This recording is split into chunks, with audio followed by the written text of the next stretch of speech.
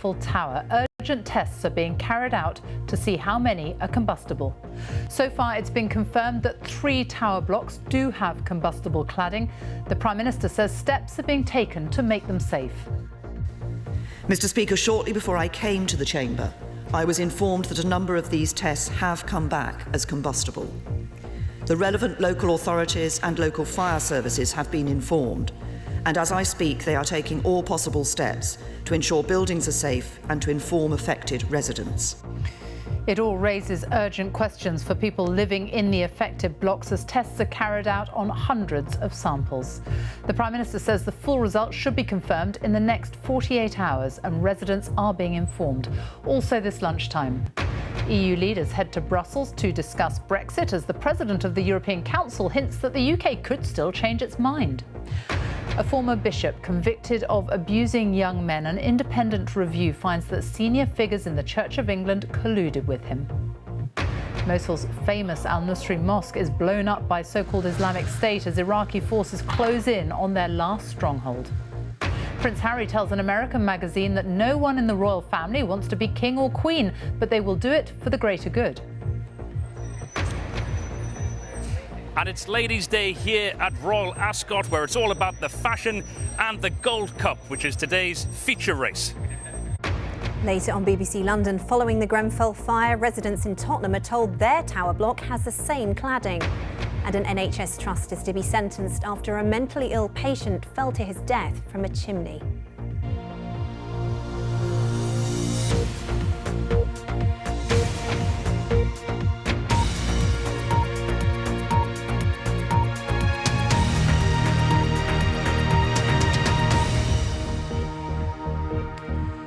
Good afternoon and welcome to the BBC News at 1. Downing Street has revealed that an estimated 600 high-rise buildings in England are covered in aluminium-type cladding.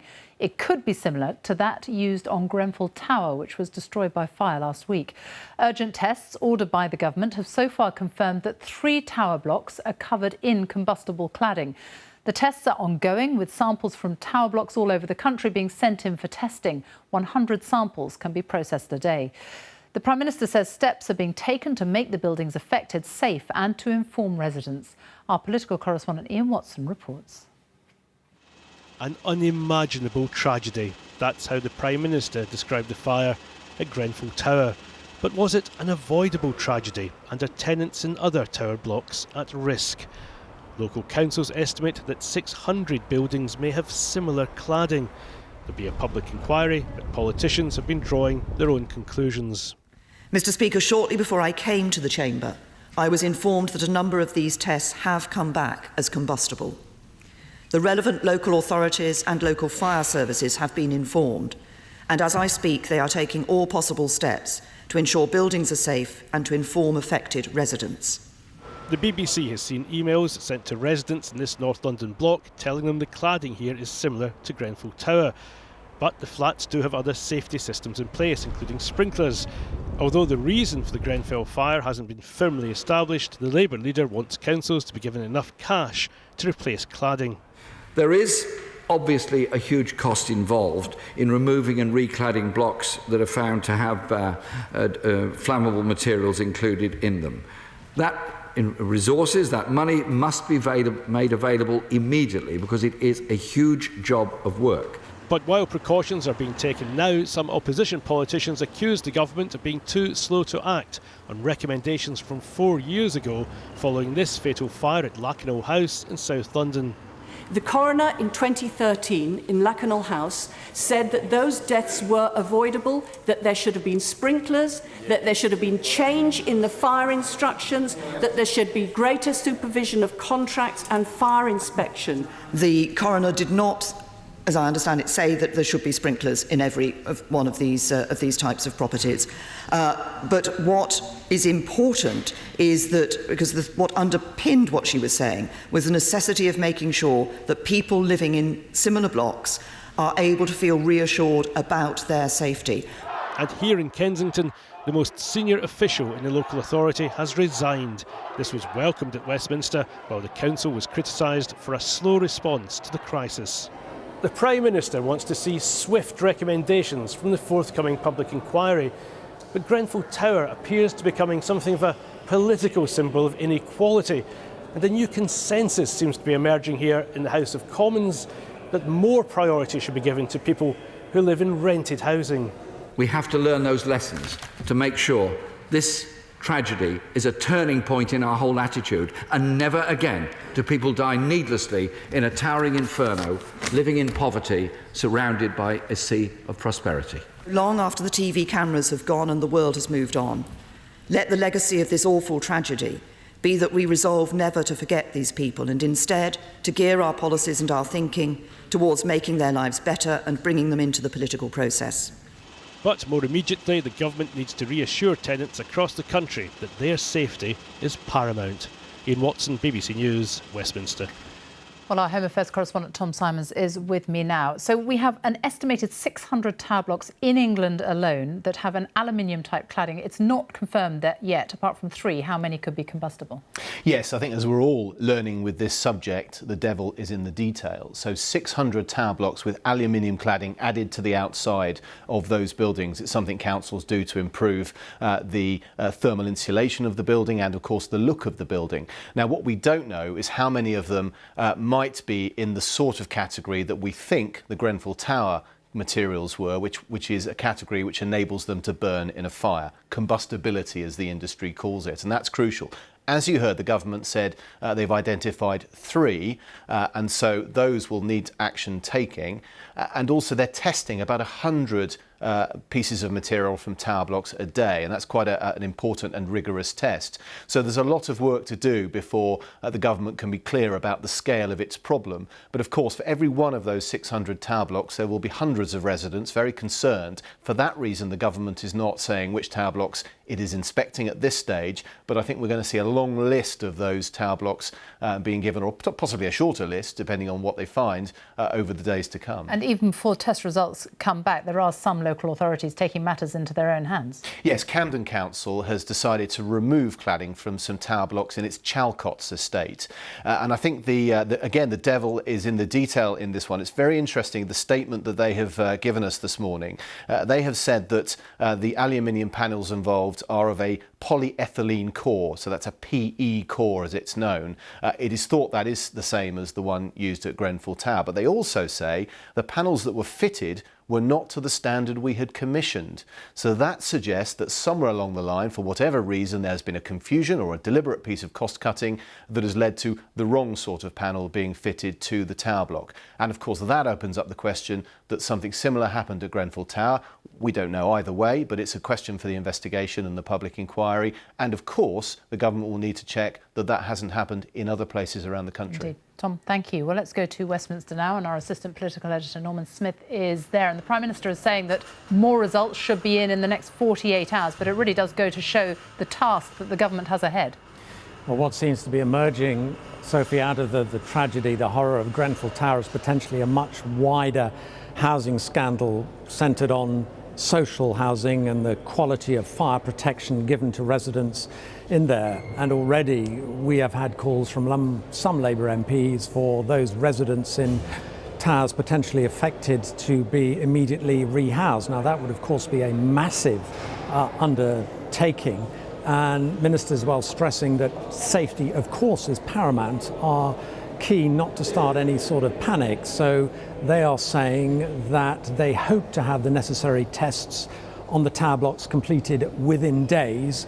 Those tower blocks which have similar cladding, fire experts will go in to assess whether the buildings are actually unsafe, because it's argued just because there is some similar cladding does not necessarily mean those buildings are unsafe, because it depends how much cladding there is, where it is, what other sort of preventative fire safety measures might be in place. But I think what we can say is there does now seem to be an appetite for a fundamental rethink about the attitude here at Westminster towards social housing and the sort of priority it's given. Norman Smith in Westminster, thank you. Well, the Prime Minister this afternoon is in Brussels to meet EU leaders for the first time since she lost her parliamentary majority in the general election. Brexit will be discussed, and Theresa May is expected to offer certainty to EU nationals living in the UK. Our Europe correspondent Damian Grammaticus is in Brussels for us. And what kind of reception is she expected to get? Well, it's going to be interesting. She will come here after that election, as you say. Remember also after she made the comments at the beginning of the election campaign where Mrs May accused some in the EU of trying to undermine her re-election prospects. So this is her first meeting since then. It's going to be interesting to see how she is received. She will address the leaders this evening at dinner about the issue of citizens' rights, what she says is this British-UK offer to be put on the table. Now, the EU side already has its offer. It's made it quite a few weeks ago, saying that all existing rights that 4 million people have, UK citizens living in the EU, EU citizens in the UK, should be preserved, guaranteed for life. That's rights to work, pension rights, things like that, education rights. We will see if Theresa May's offer matches that or not, but the leaders here will not engage with her in discussions about it. That is for the separate negotiation process which David Davis is part of. So they will listen politely and then usher her out of the room so that they can discuss Brexit themselves and how they feel the start of talks are going. Interestingly, Donald Tusk, who's chairing these talks today, was asked, said some people had asked him, could Brexit be reversed? He quoted John Lennon's Imagine, saying, you may say I'm a dreamer, but I'm not the only one. Damien Grammaticas in Brussels, thank you. Well, there is a warning today from the horticultural industry that without access to seasonal workers from abroad, their sector could face collapse. A BBC survey of soft fruit and salad growers found that more than half of those they spoke to aren't sure if they'll have enough migrant workers this summer. 20% say they already have fewer workers than they need. Here's our business correspondent, Emma Simpson. Perfectly ripe and ready to be picked. The harvest's in full swing. Right now there are small armies of workers dotted around the countryside. Work that needs a human hand. All this produce is homegrown, but not home-picked. That's because just about everyone here is from Eastern Europe. It's tough, seasonal work, especially in this heat. And with the weak pound and Brexit looming, these jobs just aren't as appetising as they used to be. I go maybe next time I'm going to Germany or Netherlands, Holland, in Bulgaria, Holland. Because the money's better? Yeah, it's sure it's better. Georgie's thinking the same. He's been coming to this farm for the last 10 years from his home in Bulgaria. Yeah, they're a European Union country and will be easy for us there. No visas. We are European Union citizens. Even before the Brexit vote, recruitment was getting harder. But this year, the boss of this farm says he's got 20% fewer workers than he'd like. He says the industry won't survive if they stop coming. Well, it means we won't be able to carry on growing fruit. I mean, they are the critical resource for us to be able to save our crop each year. The logical extension of not being able to harvest that crop is that we will need to import produce from Europe or elsewhere in the world. He's not the only one. 7 out of 10 soft fruit and salad growers said they would consider reducing UK production if there were future restrictions on seasonal workers. And the industry is warning that in an extreme scenario, a punnet of strawberries could rise by up to 37% if we had to rely solely on imports. Why can't you get British workers to pick the fruit? We do try very hard, but our experience has been challenging over the years. The fact that it's a seasonal operation makes it difficult for people, and as well, unemployment is very low in our part of the world. They've been picking strawberries for decades in this corner of Essex. The nationalities have changed through the years, but if we want to keep buying British, then growers say they need a seasonal workers permit scheme. The government says it also wants this industry to thrive, but that there isn't sufficient evidence for such a scheme right now. Emma Simpson, BBC News, Essex. An independent review has found that senior figures in the Church of England colluded with a former bishop who was convicted for abusing young men. Peter Ball, who's now 85, was jailed in 2015 for historical sex offences against 18 teenagers and young men. Our religious affairs correspondent Martin Bashir reports. A bishop for 15 years who claimed to be a close friend of the Prince of Wales, Peter Ball's fall from grace was sealed 2 years ago. Any message to the victims? Very sorry. When he admitted to 18 sexual offences against young men and served 16 months in prison. But today's review, led by the former head of Camden Council, Dame Moira Gibb, focuses on the church's management of Peter Ball when the allegations first surfaced in 1992 and he stood down as Bishop of Gloucester. Entitled An Abuse of Faith, Dame Moira says the church colluded with Ball rather than seeking to help those he harmed. But we conclude that the Church's response to Ball's misconduct over a period of many years was lamentable by any standard. In reality, colluding with Ball's ambition to protect and promote himself rather than seeking to help those he'd harmed or assuring the safety of others. The report is particularly critical of Lord Carey, who was Archbishop of Canterbury at the time. It says he received 7 letters following Ball's initial arrest and failed to pass them to the police. He also chose not to put Ball's name on the Lambeth list, a catalogue of clergy about whom there were serious questions about their suitability for ongoing ministry. I am truly sorry that as a church we failed the survivors of the abuse perpetrated by Bishop Peter Ball. Having read the report, I am appalled and deeply disturbed by its contents. As Dame Moira says in her foreword, Peter Ball abused boys and men over a 20-year period, and as a church we colluded, we failed to act and protect those who came forward for help. There are no excuses. We understand the current Archbishop of Canterbury, Justin Welby, has written to Lord Carey asking him to consider his position as Honorary Assistant Bishop in the Diocese of Oxford. It is Lord Carey's only remaining position within the Church of England. Martin Bashir, BBC News at Church House in London. Prince Harry has suggested that none of his family wants to be a future king or queen. In an interview with the American magazine Newsweek, he said the royals were acting for the greater good of the people. The prince also criticised the decision to make him walk behind his mother's coffin at her funeral when he was 12 years old, saying no child should be asked to do that. Here's our royal correspondent Nicholas Witchell. They were the images which came to symbolise a national and personal tragedy. The then 13-year-old Prince Harry walking with his then 15-year-old brother William in the funeral cortege of their mother Diana. It was September 1997. Now, nearly 20 years later, Harry has spoken of the turmoil the event caused him. In an interview with the American magazine Newsweek, he said, "My mother had just died, and I had to walk a long way behind her coffin, surrounded by thousands of people watching me, while millions more did on television.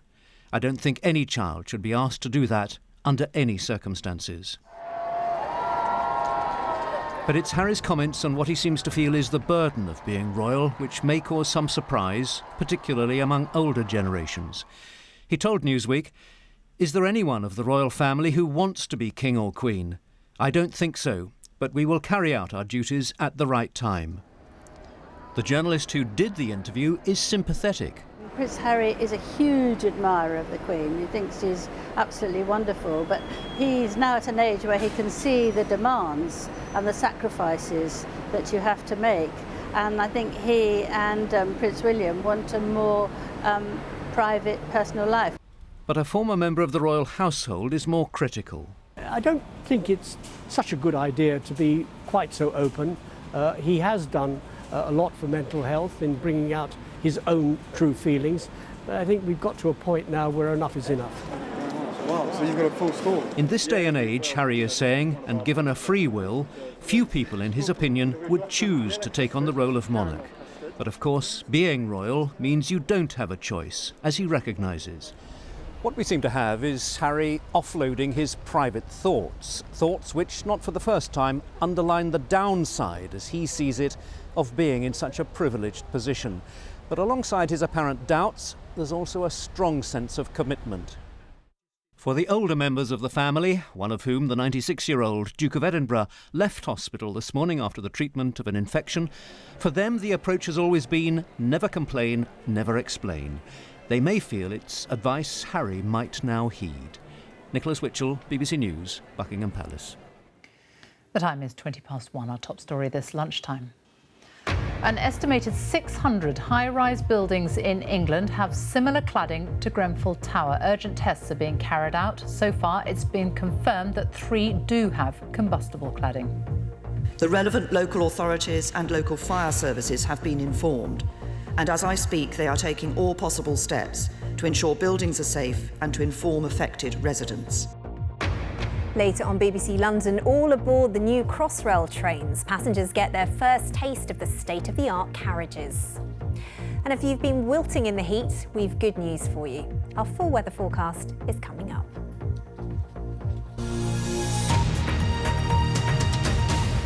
Iraqi forces say they are just a street away from the famous ancient mosque in the city of Mosul that was blown up by so-called Islamic State.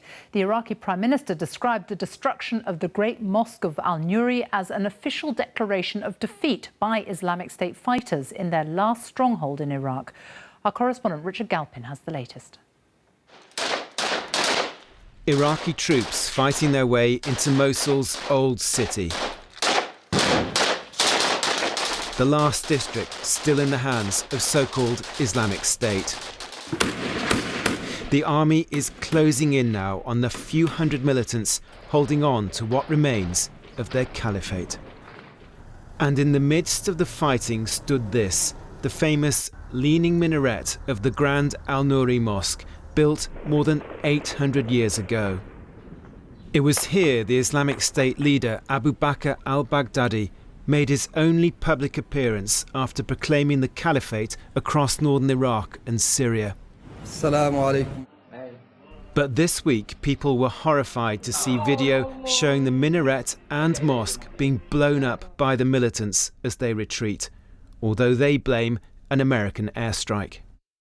The destruction has been described by the Iraqi Prime Minister as a declaration of defeat by Islamic State. With overwhelming numbers of Iraqi troops now concentrated in the old city, and with backing from a US-led coalition, it does seem to be only a matter of time before IS is finally driven out of Mosul. Our forces on the ground are moving forward. We have now penetrated the old city. It is true the advance is slow, but we are advancing carefully, taking into account the lives of the civilians trapped inside the city. But the upsurge in fighting is leading to many civilian casualties. This is Mosul General Hospital, which now lies just a few hundred metres away from the front lines. This and last week, most of them are children. So yeah, a lot of children, a lot of civilian casualties we see here. But most of them are fleeing, and on their way out, they get injured.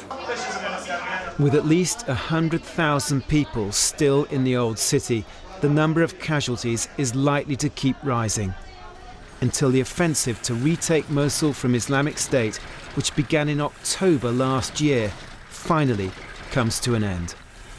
Richard Galpin, BBC News. The man who died at the scene of the terrorist attack at a mosque in Finsbury Park on Monday has been named as Makram Ali. He was 51 and from Haringey in North London. Our Home Affairs correspondent Daniel Samford is at Scotland Yard for us now. Daniel.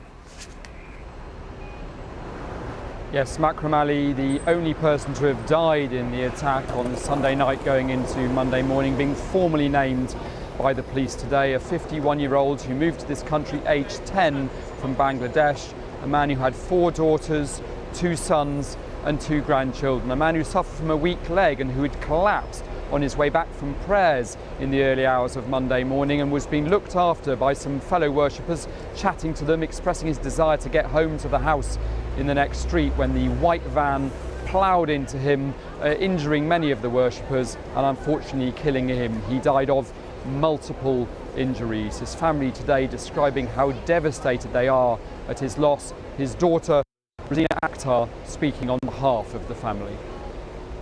We wish everyone to know what a loving man he was. He spent his whole life without any enemies, choosing a quiet life instead.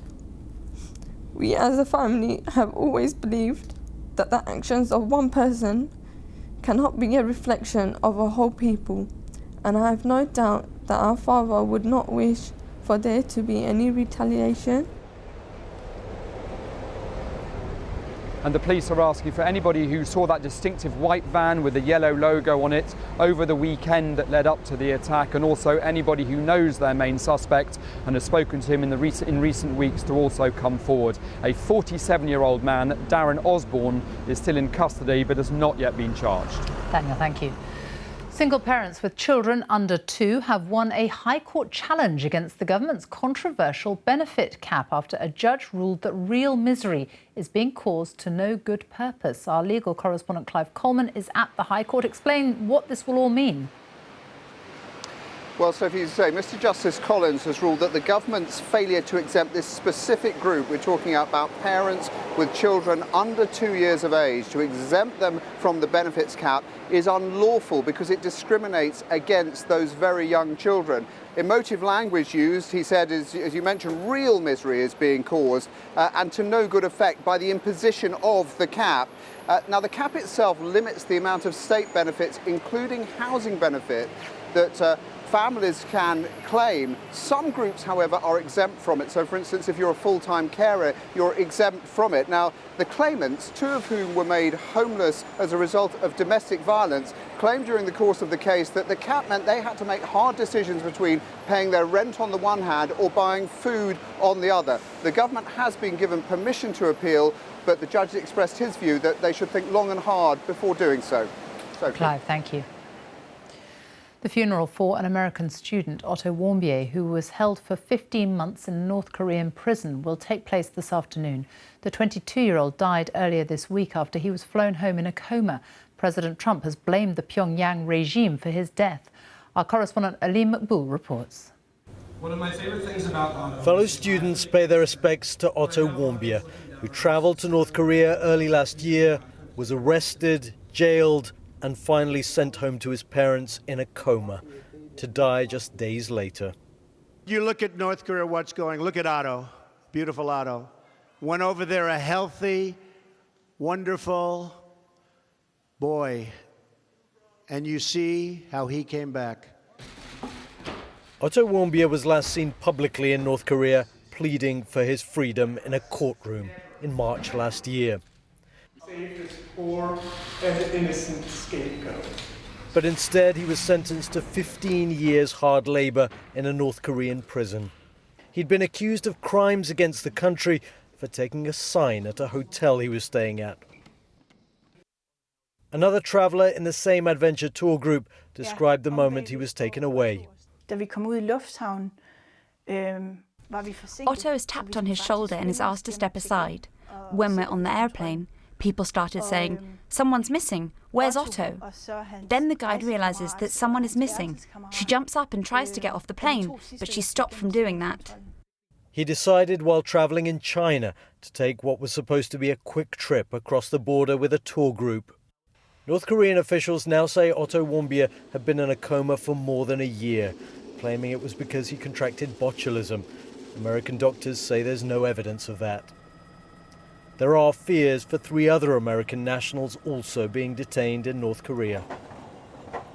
The mystery of Otto Warmbier's death remains, and Washington now assesses its response to a regime that continues to provoke American anger. Well, in the town in which he grew up, people are today saying their final goodbyes to Otto Warmbier. But right across this country, people are asking what his death means for already incredibly tense relations between America and North Korea. Ali Makboul, BBC News in Wyoming, Ohio. And finally, it is Gold Cup Day at Ascot, day 3 of the Royal Festival. The signature race is at 4:20 this afternoon with last year's winner, Order of St George, starting as favourite. And Richard Conway is there for us now. Richard. Well, that is the feature race today, Sophie. Yes, the Gold Cup goes off at 4:20. And Order of St George is a very short-priced favourite, 11-10 on with the bookmakers to repeat last year's victory. He's trained by Aidan O'Brien, ridden by Ryan Moore. And there will be, the bookies will not, I'm sure, want that one to win today, but there are others in the field who could potentially rival him. But of course, it is Ladies' Day here at Royal Ascot. We've been seeing some of the bright and colourful fashions going through the gates this morning. The milliners of Britain have been doing a brisk trade, I can tell you, over the past few months. Back to the racing, of course. Well, Her Majesty the Queen will be arriving here shortly after 2 o'clock. She, of course, won the Gold Cup with her horse Estimate back in 2013. She doesn't have a runner in the race today, but she does have a horse in the Britannia Stakes at 5 o'clock. Maths Prize will run for her in her colours in the Britannia Stakes, and that, she will hope, will bring her a winner in this, which is, of course, one of her favourite weeks of the year. Richard Conway, thank you. Time now for a look at the weather and what a difference a day makes, Sarah.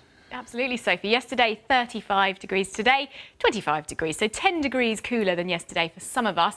But we've swapped the sunshine for some heavy and thundery showers across some parts of the country.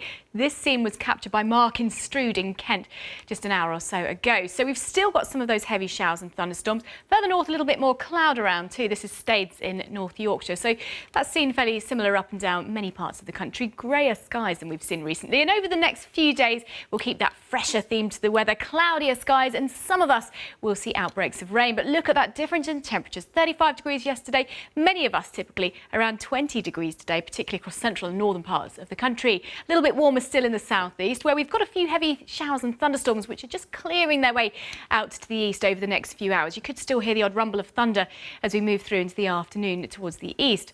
Meanwhile, further northwest, this is the west of Scotland, a little bit of drizzly rain heading in at 4 o'clock in the afternoon, but some sunny spells for southern Scotland and for Northern Ireland, just breaking through that cloud at times. Mostly dry as we head across much of northern England down towards the Midlands. We've still got those showers pretty close to the coast for Lincolnshire, for instance, parts of Norfolk too, but largely dry further south across England and Wales with quite a bit of cloud around, and those temperatures typically in the low 20s. So as we head through into the evening hours, then any showers in the east fade away fairly quickly. We will start to see wind and rain heading in from the northwest, though. This is a weather front bringing rain to Northern Ireland, Scotland, into parts of northwest England and North Wales too. But dry elsewhere tonight and much more comfortable for sleeping. So it will be a bit of a relief, those temperatures falling to around 14 or 15 degrees. Now, through the day tomorrow, we've got this weather front here. It'll be heading its way southeastwards and opening the doors for fresher air to move in from the west or the northwest. So a real different feel to the weather tomorrow. We've got some patchy rain heading south across England and Wales. It should brighten up for Northern Ireland and for Scotland, a return to sunshine and showers. And for southern parts of England towards the southeast, largely dry and still quite bright and warm here. In fact, 24 or 25 degrees. Elsewhere, those temperatures around about average for the time of year, up there in the high teens, possibly the low 20s. What about the weekend? Well, it's looking like a day of sunshine and scattered showers on Saturday. It will feel that bit fresher than it has done, and temperatures around 15 to 23 degrees. A similar sort of day on Sunday, but fewer showers around, so you're more likely to stay dry with spells of sunshine, and things are certainly not looking as hot as the last week or so. So pretty much normal for this time of year, between around 16 to 22 degrees. Sophie. Sarah, thank you. And our main story this lunchtime, an estimated 600 high-rise buildings in England have similar cladding to Grenfell Tower. Urgent tests are now being carried out. So far, it's been confirmed that 3 do have combustible cladding. The Prime Minister says steps are being taken to make them safe. And that is all from the BBC News at 1. It's goodbye from me on BBC One. We join the BBC's news teams where you are. Bye-bye.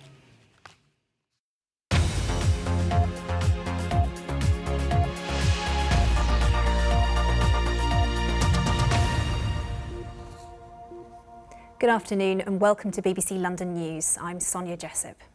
Residents at a block of flats in North London have been told that their building has the same cladding as the Grenfell Tower. It comes as the Prime Minister has confirmed that tests have revealed combustible cladding has been found on a number of high-rise blocks. Well, our reporter Jim Reid has been to the Tower block in Tottenham and joins me now. Jim, what have you discovered? So as you say, Downing Street now saying 600 of these tower blocks across the country could have this suspect cladding that's similar to Grenfell on the outside. We're still waiting for the exact breakdown in each London borough, but as you say, we went to Rivers Apartments in Tottenham last night. Interesting because it's a new build apartment, so only built built 2 years ago, not one of those older 70s styles like Grenfell. 22 stories high, social housing, so shared ownership in this case for first-time buyers. And residents were told yesterday that it almost certainly, they say now, has the same cladding as Grenfell, this more flammable type.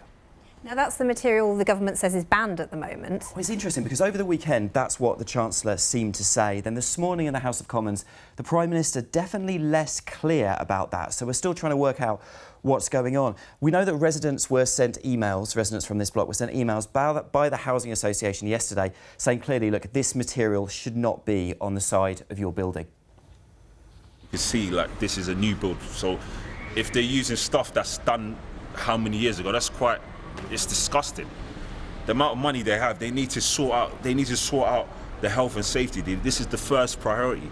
This is only 3 years old, sort of being built with all kind of the modern sort of fireproof technology and whatnot. I don't really think I'm kind of too concerned about kind of the cladding. If this didn't happen with the fire in Grenfell, I mean, what would have happened? We would have been living here and unknowingly were not safe. So what's the council had to say? Well, in this case, these social housing blocks are owned not by the council but by an independent housing association. They said they met with the contractors, the people that built it, yesterday for 3 hours to get to the bottom of exactly what's on the outside of the building. Today they've got the fire brigade there giving some advice about what to do next. They've also sent samples off to the government to be formally tested. We spoke to Mark Newstead, who's from the housing association, a group called Newland. The more important question for us now is not whether or not this met building regulations at the time. It is what is the ongoing safety of the building and what impact will having this cladding have on the fire safety of the building. And if we are advised that this is not safe or it would have a detrimental impact during a fire, then we will look to have that cladding replaced as soon as possible. So you might have to take all this cladding down? That is a very real possibility. So I think it's important to mention here that there's a real difference between a block like that and Grenfell, quite clearly. That was built 2 years ago. It's a modern block. It's got all those safety procedures, like it's got rooms that you can run into in the event of a fire. It's got a sprinkler system, for example, that the Grenfell would not have had. So there's a real difference there. It also has been inspected, or it was inspected, by the council, Haringey in this case, before people moved in, and apparently it was given the all clear. And what about other London boroughs? What do we know about them? Well, this is interesting. We're still waiting to hear back the numbers, but in the last 10 minutes, we've seen letters going out to residents of Camden, or at least one block in Camden, saying test results there have come back showing that the panels they've used on the outside, again, are the same plastic core type that was used at Grenfell. But the letter goes on to say, and this is a letter to residents, we've discovered that we've not received the level of safety we commissioned from the contractors. We're currently taking legal advice. So the clear implication there from Camden, it's been misled in some way by the people that put these panels on and built the block. OK, Jim, thank you. I'm sure you'll keep us updated. Thank you. An NHS trust is to be sentenced this afternoon after admitting failing a mentally ill patient who fell to his death from a chimney. Adam Withers, who was 20 years old, fell 130 foot in the grounds of Epsom Hospital in Surrey 3 years ago. Well, let's speak now to our social affairs correspondent, Michael Buchanan. And Michael, just remind us about what happened. Well, as you say, Adam was a patient at the Langley unit, which is on the grounds of Epsom General Hospital as a psychiatric unit, because he had become seriously and rapidly unwell in the spring of 2014. In May of 2014, while his mother was visiting him, he went out into a courtyard there, and from there he was able to get on to the roof of a low-lying building. That then gave him access to a ladder which had been propped up against this chimney, and he then climbed the ladder, and whilst seriously and mentally unwell, he then fell to his death from the top of this 130-foot chimney. Michael, what are we expecting to hear today? Well, today the trust that run Langley Unit, the Mental Health Trust, a trust called Surrey and Borders Partnership, they will be sentenced, having been prosecuted for safety breaches by the Health and Safety Executive. They have already admitted that their guilt in those cases, not just because of what had happened in Adam's case, but because other people had got onto this low-lying building in the courtyard as well. Other people had got out of the unit through this way as well, and even Adam himself had managed to get onto this building building previously. Also, they had had warnings from 2 years previously that this was a risk, this was a danger, and the Trust didn't do anything about it. So they will be sentenced here later today. The expectation is that they will be fined. OK, Michael, thank you. Michael Buchanan there. Passengers this morning got their first taste of the new state-of-the-art trains, which will be used by Crossrail. One of a 66-strong fleet has begun operating on the line between Liverpool Street and Shenfield in Essex. Each train will eventually be 200 metres long and will carry 1,500 passengers, with services through central London set to begin in December next year. It's a warm day in London, another warm day. This is air-cooled. There's proper passenger visual displays as well as public address announcement. Great clean seats and configuration, through carriages that give that sense of space as well. So this is going to transform journeys. Obviously, it will take a while for trains to roll out, but we'll have 11 of these in service between Liverpool Street and Shenfield by the end of this year. So gradually people will begin to experience a difference, and I'm sure they'll be very pleased to do so. I've been travelling on these trains for years, and they're always just really run down and old, and air conditioning makes a difference today. So I live in Romford, so we're right on the heart of the line really, and over the last couple of years we've seen the trains being tested and all the improvement work's kind of beginning to take shape. So it's really exciting to actually be on a Crossrail train or an Elizabeth line train and actually be here and see it for real. The former mayor of Tower Hamlets has lost his latest appeal after he was found guilty of electoral fraud. Lutfur Rahman was banned from standing for office for 5 years in 2015, but never faced any criminal charges. His lawyers claim there's little, if any, evidence of wrongdoing. But today, 2 judges at the High Court disagreed and upheld the ban.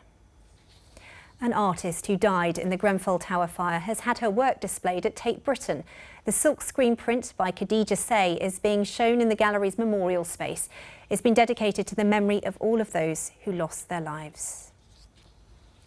Well, let's take a look now at the weather. Here's Elizabeth Rizzini.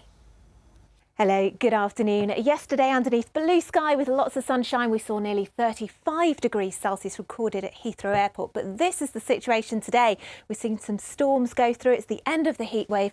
It will feel cooler this afternoon, but there are going to be lots of spells of sunshine. So this was the track that the showers were taken a bit earlier on this morning, just pushing their way northeastwards. Many places, of course, escaped them altogether and remained dry. But there were some heavy downpours in places. A little bit breezy this afternoon, feeling fresher than it has done in the last few days or so. We're looking at top temperatures still in the mid-20s, 25, maybe 26 degrees Celsius, and pleasant enough in the sunshine, not as hot as it has been. And it should be quite a fine end to the day as well. Lots of evening sunshine around the sun setting round about 20 past 9. Overnight tonight we'll keep a good few clear spells, a bit of cloud, a more comfortable night's sleep. It won't be as humid. We'll end the night between 14 and 16 degrees Celsius. Now tomorrow, again, a cooler feel to things. It should stay dry tomorrow.